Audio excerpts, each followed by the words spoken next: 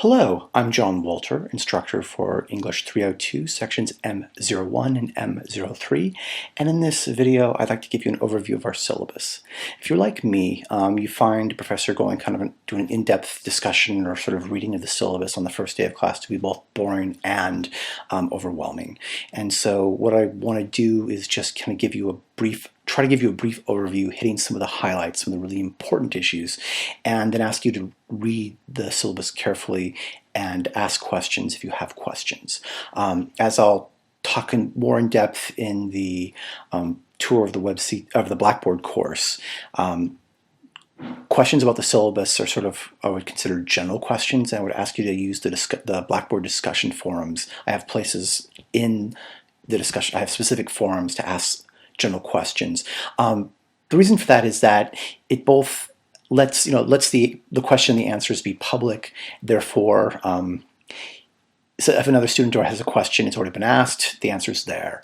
You might actually get an answer from someone, like if you're not sure where to find a particular issue in the syllabus, someone might say, oh yeah, it's in this section.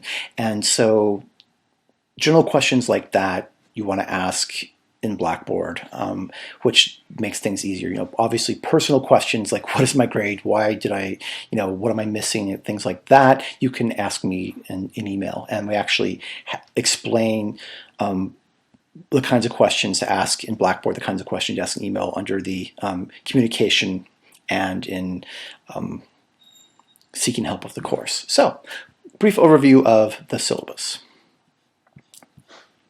One of the things to note, first, particularly pay attention to, is the prerequisite for the course. Apparently, Patriot Web allows you to enroll in English 302 even if you have not completed English 100 or English 101. You are going to need to take English 101, 100 before you take this class. If you get to the your senior year, you're looking to graduate, you've taken this class, you've even gotten an A in it, but you haven't fulfilled the English, the 100 level English composition requirement, you're not going to graduate. That just is what happens. It happens to it happens to multiple people every year. So if you have not completed your English 100, 101 requirement, or the the equivalent of that, you need to drop this course and enroll in one of those courses. Also, if you happen to be in the School of Engineering, you need to take an English 302-N Natural Science course. This is a English 302-M multidisciplinary course. So if you're in the School of Engineering, you also need to switch to a different section, to a natural science section. Otherwise, the class won't count. So, one of the things to note is that we are in a multidisciplinary section as opposed to a section that focuses more specifically on issues related to business, humanities, natural science, or social science. The advantage of this is that we actually take sort of a cross-disciplinary approach. We sort of develop an understanding of how multiple disciplines engage in writing and research, and the differences. But we're going to spend some time looking at the actual differences, a kind of a comparative approach to this subject.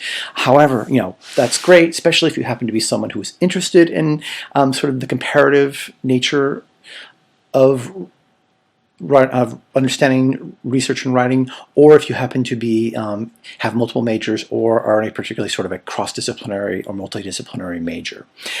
If you are really interested in business and really just want to focus on business issues, or natural science and you just want to really focus on sort of science issues, whatever, this probably isn't the course for you. You are in this course going to be able to choose your own discipline and do some detailed, in-depth investigations and studies of that discipline and the practices of research and writing in that discipline.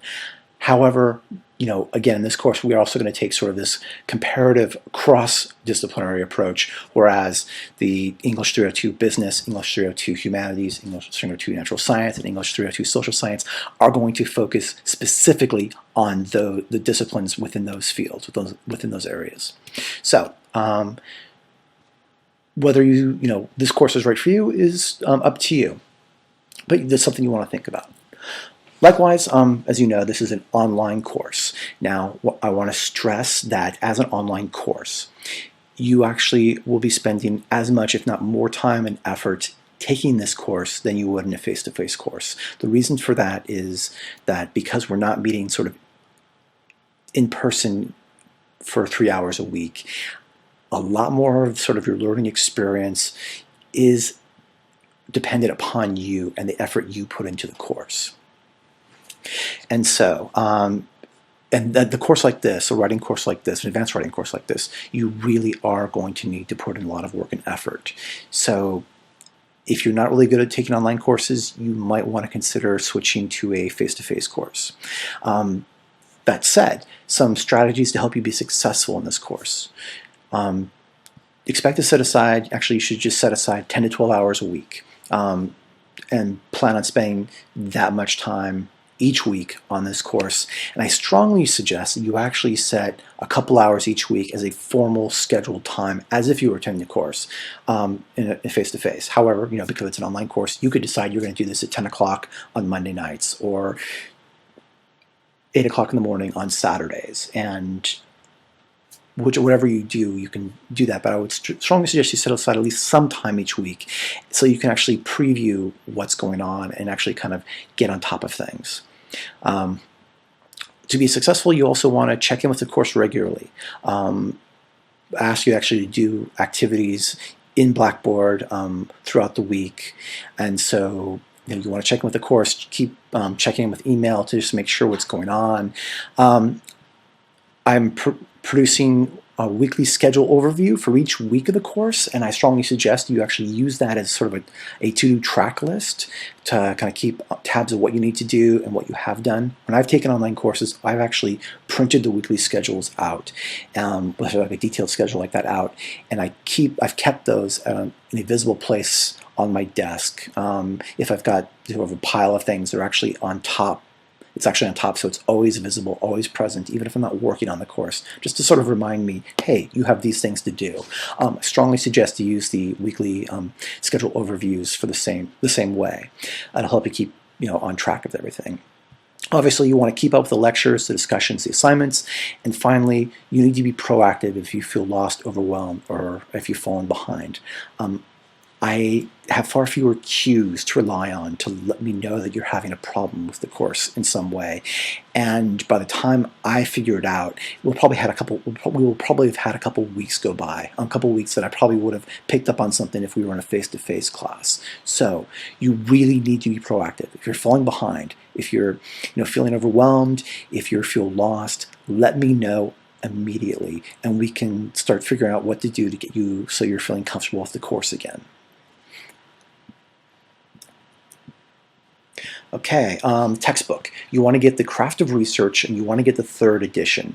The reason for this is that the 1st edition and the 2nd edition were both published before our reliance on electronic resources for research. And so those editions don't really cover that aspect of research, and it's a growingly, it's really important aspect of research. And one of the really nice things about this book is that at the back of the book there's an appendix that actually breaks down a number of resources for each by discipline.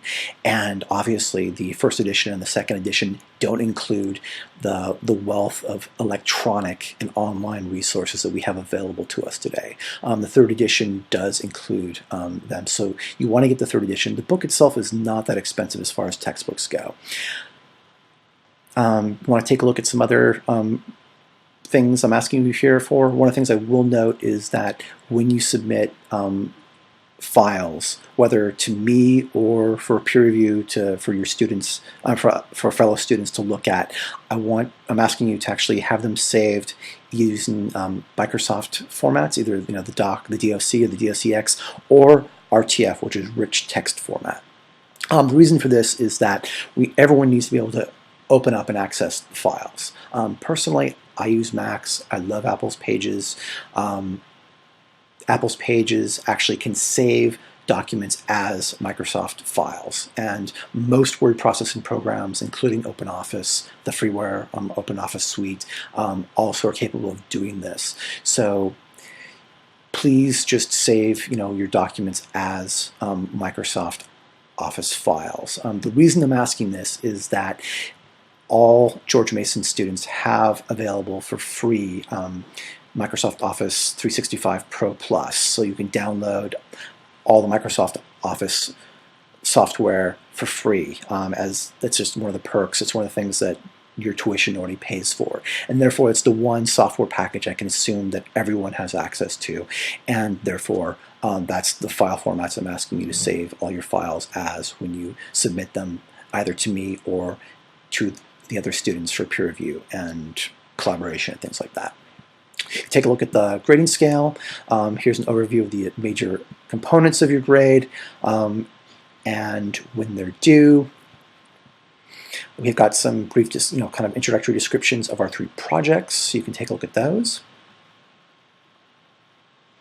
Actually, I'll note just briefly, we've got the 3 projects. The first project is going to ask you to we're going to sort of practice things like critical reading, understand rhetorical analysis, understand how knowledge is created and transmitted by various disciplines, and look at sort of discourse practices and for both scholarly, professional, and popular audiences.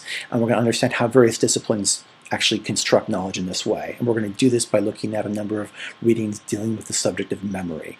Memory is actually way more multidisciplinary than you might expect. For instance, you can actually find articles, scholarly articles on memory and physics. You can find scholarly articles on memory and computer science, memory and business administration, memory and tourism studies, technology studies, political science, biology, chemistry, education, music.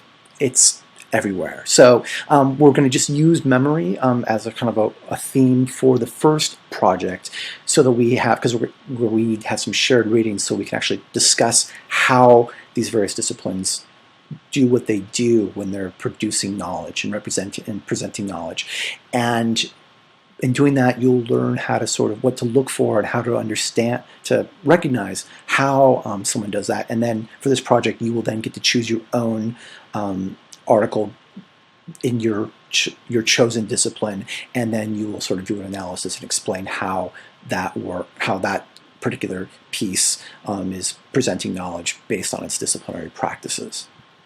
Project 2, you're actually going to choose a subdiscipline. So for instance, if you're interested in business administration, you might take a look at business ethics or business management as a subfield. If you're interested in physics, you might take a look at acoustics or high particle physics.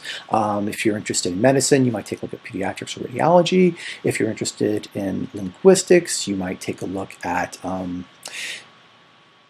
issues of pragmatics, cognitive linguistics, etymology, second language acquisition.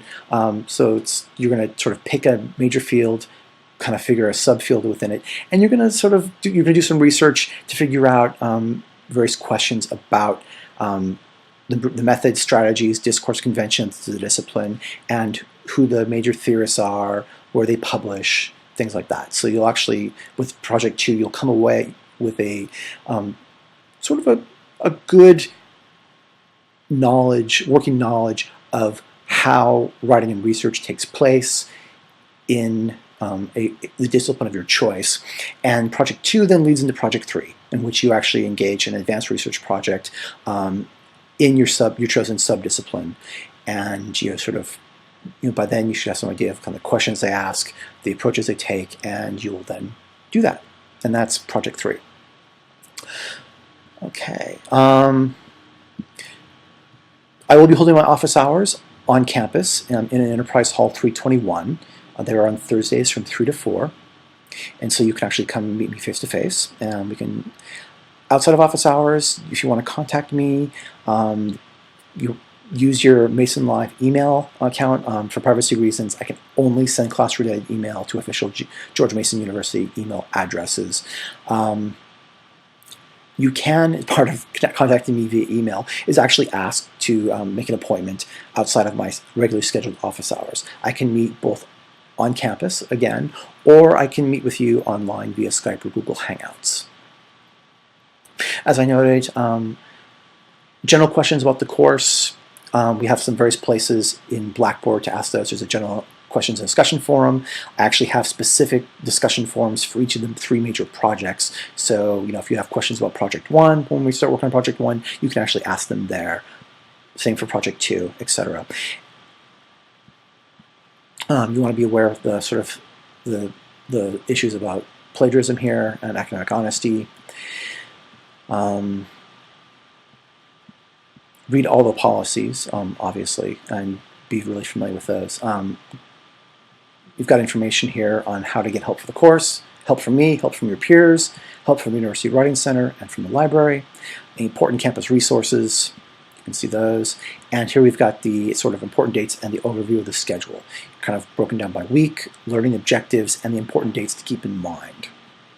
These dates are due dates. One thing to note here is, in addition to the projects, we're going to have some discussion posts due each week and a weekly reflection journal, a discussion, and then some homework. Discussion posts are due both on Thursdays and Sundays. Homework is always due on Friday, and the reflection journal is always due on Tuesday. And you can see the dates here in the schedule. And finally, just a little bit about me, so you can learn a little bit about me. I include the kind of research questions I'm dealing with at the moment. I figured since our class actually is about writing and research, I might let you know actually the kind of disciplinary questions that I am investigating currently. And that's it. If you have any questions, again, please ask, and please use the discussion forums in Blackboard to do so. Thank you.